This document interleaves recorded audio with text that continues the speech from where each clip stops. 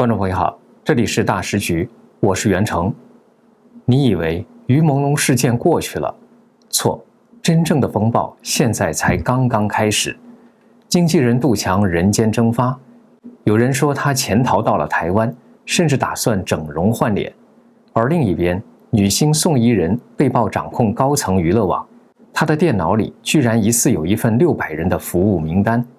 没错，600个名字，这几乎就是整个娱乐圈的半壁江山。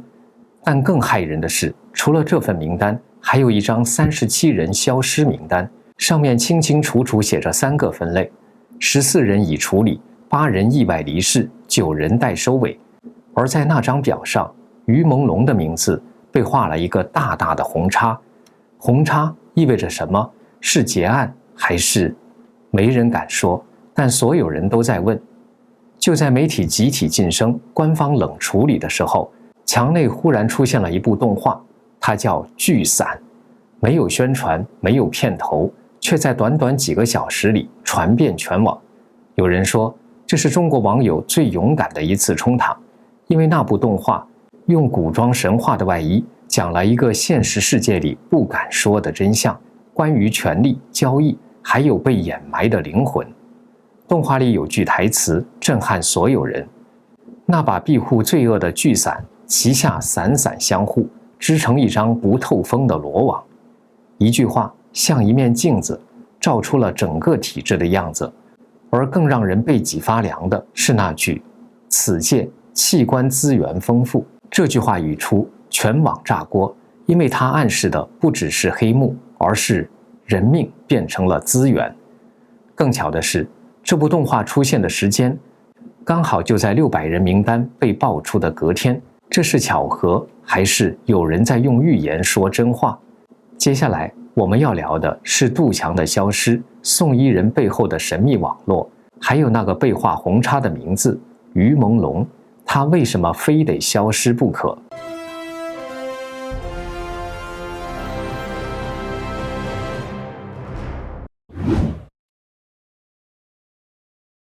大家最关注的人之一就是于朦胧生前的经纪人杜强，很多人都怀疑他跟那场17人聚会有关系，但自从出事后，这个杜强就跟人间蒸发了一样。现在最新的消息是，杜强已经潜逃到了台湾。有网友指出，杜强疑似入住台北市士林区的一家饭店，而且他还打算去整容，换一张脸来规避追查。虽然有媒体去查了那家酒店，酒店方是说没有这位客人入住，但就像有些评论指出的，像杜强这样的人弄几个假身份，用化名入住根本不是难事。所以他人到底在不在台湾，目前还没有办法100%证实。但这也引出了另外一个问题，如果他真的跑了，他背后是谁在帮他？网友也挖出来了，这个杜强有个好友叫李志举，是一家演艺公司的老板。有自称是狗仔的网友说，这个李志举其实是天娱传媒的高层之一，跟杜强非常熟，所以很多人怀疑是不是李志举把杜强给保护起来了。如果说经纪人逃亡是躲，那接下来这个爆料就是攻了。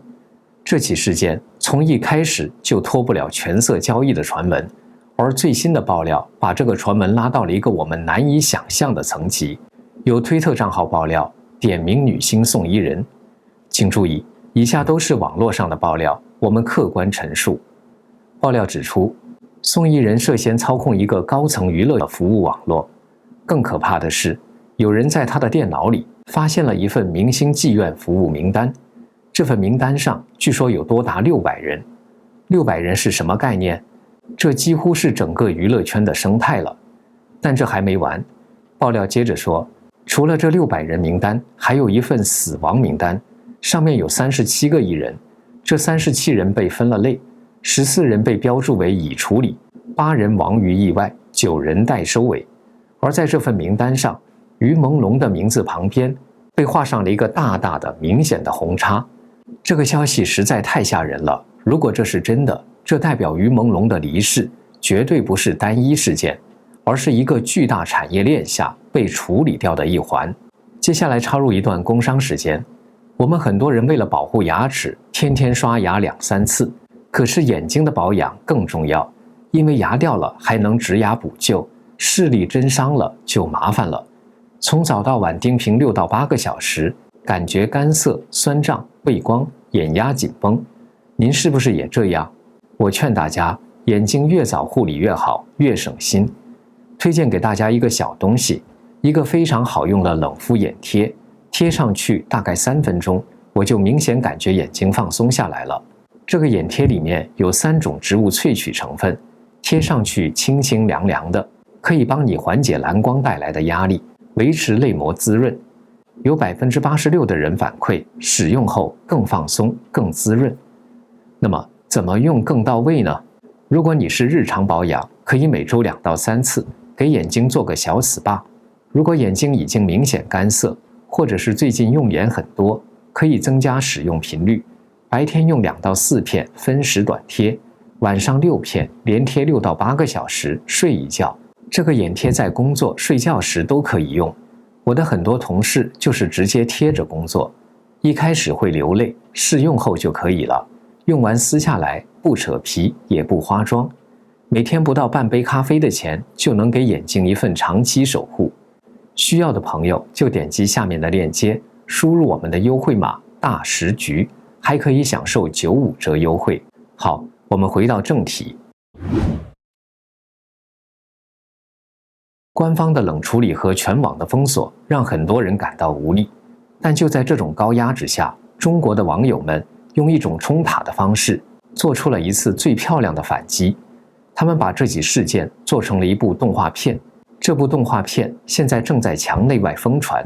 它之所以震撼，是因为它不再是零散的爆料，而是第一次有人将所有的线索串起来，用古装仙侠的隐喻，完整地讲述了一个关于聚散、魔爪和蝼蚁反击的故事，并成功绕过了中共的审查。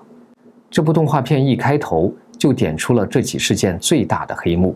故事里写道，那把庇护罪恶的巨伞，其下竟还层层叠叠，散散相互，织成一张不透风的罗网。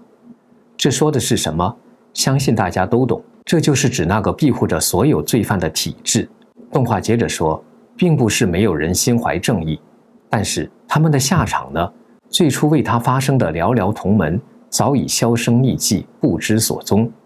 这呼应了我们看到的那些最早披露内情的人，一个个全都晋升失联了。一些曾心怀赤诚的天庭神捕，欲彻查他陨落真相，却连缘由都未得告知，便被褫夺仙职，打入凡尘。这段更猛，它等于是证实了网友的猜测。体制内有想查案的好人，但他们很快就被革职、被踢走，甚至自身难保。在这种聚散层层相互之下，动画说，我们所有的人呼喊，如同投入无底深渊的灵石，激不起半分回响。你以为他们捂嘴，是因为他们不在乎吗？不，动画说，他们恐慌了。那些魔障之辈以为在天庭的冷处理与时光流逝中，我们会逐渐退缩，他们低估了这件事。他们没想到，我们这些对任何上神都无甚执念的普通生命，这次会这么团结。动画说，我们真正在乎的是生命不可如此被轻贱践踏，是这片土地需要基本的秩序、公正与不容玷污的信仰。所以当他们发现人民没有忘记，他们还是恐慌了，魔爪伸向各处，疯狂销毁罪证。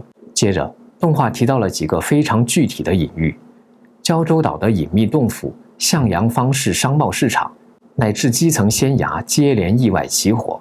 这几个意外起火的地点被网友解读为就是他们销毁证据的地方，同时偶有影音时记录亦被迅速封印抹除。在恐慌之下，这些魔障之辈开始用别的方法洗白，他们推出了新戏文，也就是新电影，而这就引爆了我们之前报道过的那场轰轰烈烈的全民抵制。这个新戏文指的就是被怀疑涉案的制片人方励的下一个台风和女星田海蓉的火种。田海蓉就是那个在宣传时不小心把火种说成活体，吓坏全网的人。动画接着嘲讽，纵使他们手段用尽，甚至亲自下场包场造假，也无法挽回颓势。这个包场造假指的就是火种上映时票房惨淡，却被网友抓包，在很多 VIP 厅都显示满座的洗钱疑云。抵制成功了，那些人更慌了。于是那位方长老按耐不住，公然斥责我等冥顽不灵。这就是指方丽发文痛骂抵制的网友是人渣黑水。但网友们在动画里的回应很坦然，我等无仅自身处物带，纯粹不愿观看，莫非连此等喜好自由你也要管束？就在这时，动画里说又一跳梁小丑登场，这就是指那个女诗人赵丽华。她跳出来力挺方丽，并对网友呛声说，就凭你1亿个你加起来摞一起都掀不起任何风浪。这句1亿蝼蚁彻底激怒了所有人。如果说前面的内容只是对已知事件的总结，那动画的最后一段就是最让人毛骨悚然的冲塔。网友们被激怒后就去挖这个赵丽华的底，不挖不知道，一挖吓一跳。动画里是这么写的，世间竟有如此存在，其所有著作尽在诋毁苍生，污蔑守护此界的战士，甚至吹捧方外魔头。然后最关键的一句来了，暗指无界，器官资源丰富。这句话可以说是整部动画最大胆、最核心的指控。他把赵丽华、方丽这些资本大佬和那个最黑暗、最禁忌的话题活体器官联系在了一起，这也让田海蓉那句活体口误显得更加不寒而栗。动画最后质问，此等亵渎生命、背弃人伦之物，竟在层层散意庇护下被奉为作家，那么背后捧他起来的究竟是怎样的存在？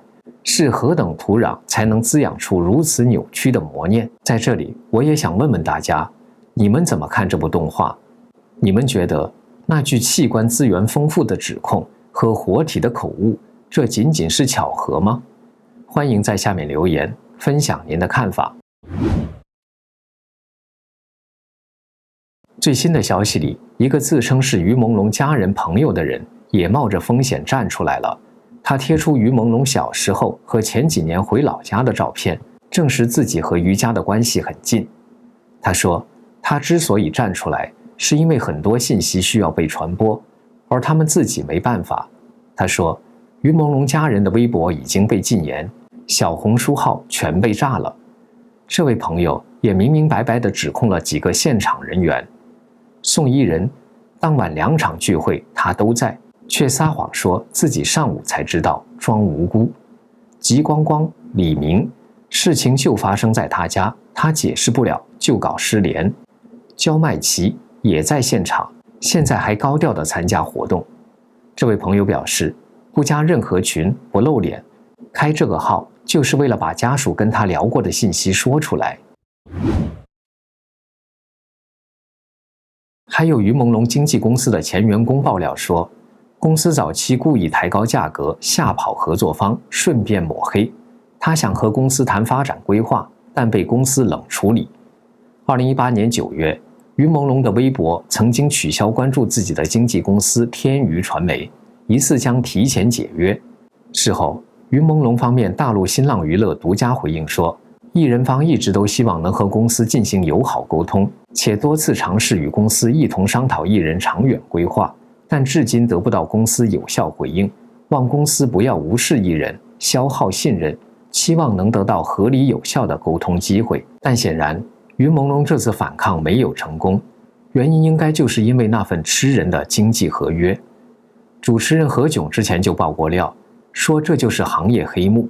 何炅说，有个公司一口气签100个新人，但只捧1个，剩下那99个呢，就耗着你，你受不了想走，可以拿钱来，违约金至少是50万人民币。所以经纪公司最后赚的就是解约的钱，于朦胧就是这99个之一。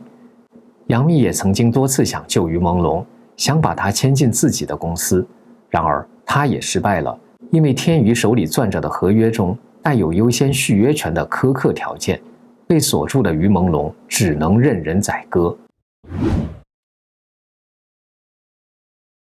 网友们翻出于朦胧2019年担任上海青年诚信行动宣传大使的视频，他在影片里说，作为公益人物，不仅要做好自己的本职工作，还需要把正能量和以诚待人的精神传递到身边人。我为诚信代言。网友评价他是一个温暖善良、干净纯粹、有原则有底线的人。多么讽刺，一个为诚信代言的人，最后却消失在了一个充满谎言、背叛和肮脏交易的系统里。现在网友们用自己的方式在纪念他，有人为他写了纪念歌曲《与你同在》，歌词里唱，这世道怎么了？好人难以长久，坏人却逍遥法外。你的死点燃了众人的怒火，良知让我们无法再沉默。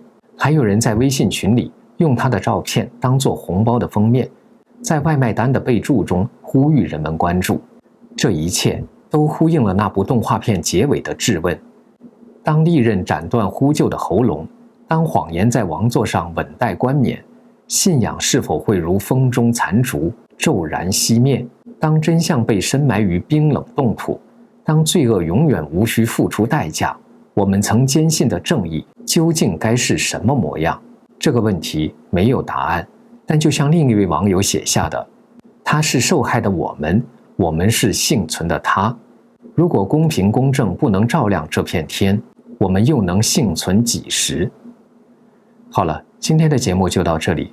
如果您也关心这起事件的真相，请您一定要把这个视频分享出去，让更多的人知道这些被掩盖的细节和这部勇敢智慧的动画。这里是大时局，感谢您的陪伴与思考，请订阅、分享并打开小铃铛，一起在动荡中坚守真相，在黑暗中点燃希望。